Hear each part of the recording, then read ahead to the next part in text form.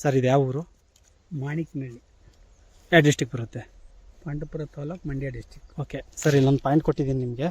ನನಗೆ ನೀರು ಬಿದ್ದಾಗ ಒಂದು ವೀಡಿಯೋ ಕಳಿಸ್ಬೇಕು, ಸರಿನಾ? ಥ್ಯಾಂಕ್ ಯು ವಿಡಿಯೋ ಮಾಡಿ. ನೀರು ಬಿದ್ದಾಗ ಒಂದು ವೀಡಿಯೋ ಹಾಕಿ ಸರ್ ನನಗೆ, ಸರಿನಾ? ಇನ್ನೊಂದು ಪಾಯಿಂಟ್ ಇಲ್ಲ, ಇನ್ನೊಂದು ಗೊತ್ತು.